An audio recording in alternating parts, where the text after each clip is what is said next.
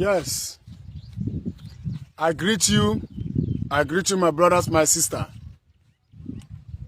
This message is particularly for Mathias Ezeaku. I saw what Mathias Ezeaku posted on his Facebook page concerning Very Dark Man and Prophet Jeremiah. Because we understand what is happening now on social media. The saga between Very Dark Man and Prophet Jeremiah. And you know, say they have case on Monday. 2 days now, they will have case on Monday. And Mathias Ezeaku, who is the Igbo traditional leader on his church, they know him as a Igbo man, somebody where they practice tradition. Come talk on his Facebook page. Now, all his followers, though majority of his followers are Igbos, that he wants all of them to gather in Monday on Abuja. Some of them, even Mathias says that we take flight from Anambra State to Abuja. Most of them just to support Very Dark Man to fight against Prophet Jeremiah. I'm not against you, Mathias Ezeaku, for you for supporting Very Dark Man, but this thing looks somehow. Our brother Mazen Nandekano has been in court, sometimes on a court. You never announce on your social media platform. You never announce. Call all your brothers, all your members. You never tell them they should come and follow you to go. Ibebere so munagundi bo biano. Kaije ni ikpe. Kaije nonyele our brother Mazen Nandekano. Mathias Ezeaku, he never do so. Ima sometimes ndi Igbo na like na apụta n'ihe agba isarafa ka ofuchafa ka ofufa. I'm not against you supporting Very Dark Man. Support whosoever you want to support. But how many times have you called all your members? Tell them they should follow you to go to court Abuja concerning Mazen Nandekano case. He never do them. He never do them. He may be the same that case. He may be the same that court. That the same place I want people Mazen Nandekano. He may be the same. Oh, we can that the same place and can Very Dark Man and Prophet Jeremiah get people. Now you are coming to back him, but your brother is inside that place, and you are pretending and you are claiming that you are speaking for Igbo people. You claim that you are speaking for Igbo people. Your brother is inside. See, if you say I did the level way there, Mathias says that open no level in on here. Even though open even if you people doubt me, let me not go that side. If I did the level way there, Mathias says that me, I got case in the more than 3 times or 4 times. I will go eat. If you say that maybe Mazen Nandekano case is close to Anambra State or close to Enugu State or Ebonyi, I will go that place on the days of court. I will go. But all the cases, all the court case of Mazen Nandekano, you never attempt even one. Call your members, let them go follow you. And you claim that you are speaking for Igbo people. You claim that you Nekuma call them Igbo. Mazen Nandekano no ni mesinsi. Ijebela bahu. And most of you people can actually now. If I have the privilege to go, I will go. If I have the privilege, some of his members right now, Mandiga Bawa Fright, they will spend money, more than 200,000 now. They want to go and support Very Dark Man. But Mazen Nandekano, we case na court. Most of you will not go. Most of you will not go. If I have that privilege to enter fight to go, I will go. And it's there that place. And the only one of the things you will hate the followers of Mathias Ezeaku is that when they see that the GO Mathias Ezeaku doing what is bad, they will not appreciate and they will not condemn what he's doing. Mathias Ezeaku me hedumma ha kole aka onwe ife donjo ha kole aka Mathias Ezeaku na bi n'ime oku ha kole aka Mathias Ezeaku this one idala ya idala this particular one you fear it they know you as a Igbo traditional leader in your church And the Mazi Nnamdi is in DSS custody. On how many times on court, and you never won. Go that court with your members, with your followers. You never even announce on one. Now you are coming. Though I know say you are going that place because you are fighting against Christianity. Yes, you are fighting against Christianity. That is the reason you want to go that place. So that means that is what I'm saying in the Igbo. You have one of the things the problem of Ndi Igbo.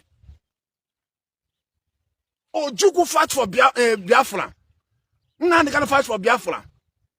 Nnamdi Kanu sometimes he condemn the evil. So many ministers of God is doing. He condemn it. Yes, all mando can emi hojo. Some mando can emi hojo. Yes, that one is true, but not all of them. That Mazi Nnamdi Kanu condemn some of the evil that many church leaders are doing does not mean that he is condemning Christianity. And the thing is that most of these people now that claim they are fighting, though let me not go that side. Let me not go that side. I told you about that side. But Ndi Igbo, oh no. I happen to na church we for. If you people enter all these Biafran leaders, freedom fighters, if you people live for Biafra freedom, if you people abandon them, turn for Christianity, to fight Christianity in Igbo land, I will not say what will happen, but I will not say what will happen. If you people forget what both Christian, tradition, unbeliever, believer, all the Igbos, don't happy if Ndi Igbo ni tika kono, well fight ya when I get some ngolo wine. Unu feel that on us in that one. Now I'm going to fight for Christianity in Igbo. I don't want to talk. I don't want to say that now, because everything have the time. And we feeling with time. Time, the Spirit will lead me to say that one. I will say that one. But for now, I will not say that one for now. But all the people that she's fighting for Biafra, both you are in Nigeria, you are outside in Nigeria. Whether you're in Nigeria or you're not in Nigeria, if you say that if you call yourself a freedom fighter, that you are fighting for Biafra, never you, whether you are tradition, never you fight for any Igbo man or woman, whether because of the religion that person believes. If you do it, you will fail. If you're a Christian and you're a freedom fighter in Igbo land, you're a Christian, and you want to use the rank or the position you are into, you have problem. Or you because of your position and you want to use that position to press Christianity in Igbo land, your brothers or sisters, you have a problem. I don't know the kind of religion that you people are practicing in this generation. Our fathers, we know, we know them. We know them as the people of tradition. They know they mock dead body. But in this generation of Ndomenana, you people are mocking dead body more than one.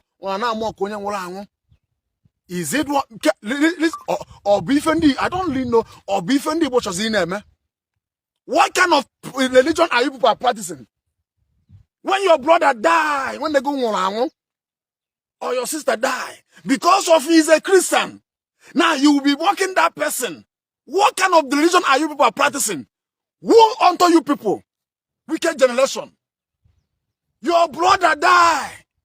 You are mocking that person. And all of you are clapping for him. Shame unto you people there. Jepake came online, speak against this guy, or Kwajadis or Jabibu. I don't know their name, this guy.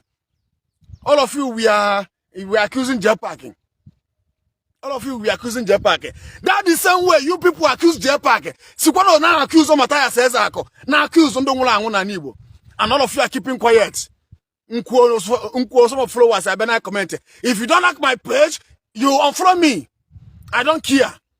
What kind of wickedness are we practicing in Igbo land? What kind of wickedness are we practicing in Igbo land? As I'm like this, Yes, I'm an evangelist. I'm a messenger of God. But obuna mfu onye omenana na onye omenana na Igbo. Onye omenana. Obuna o nwere nsogbu. I will not even mock him. Ọ na-afụ m onye dibia. Onye dibia nwere ike ọ na ọ na nsogbu. Ọ na mmadụ nwụrụ befe. Ọ na nwa ya nwụrụ. Mma mock onye dibia ahụ. Why can't he use ike alụsị ahụ na ekpere to protect that person? I will not do it. I will tell them sorry. But you people check and all this Igbo generation, because our fathers had them like that. All this new generation now have party so many. Check and even Jesus himself said it. Jesus himself died. When you see your brother, no problem. Come here, say sorry. You now use that to your brother to be mocking Christianity, mocking him. It's a very shameful thing to all the Igbos. It's a very shameful thing to Igbo that say that they are practicing tradition. But I will say it again, and I will say it now before I land up. If you're an Igbo man or woman, and you are a freedom fighter, Igbo, onye, nona, okwa, maka biafra. Now, you use that position. You are into Biafra freedom fighter, and you are using it. You are a Christian. You are using it to insulting, persecute your fellow Igbo brother because of they are not practicing what the religion you are practicing. You will fail and you have problem. That's the only thing I can say. But Mathias Ezeaku, what he did is not good. Let me stop it here.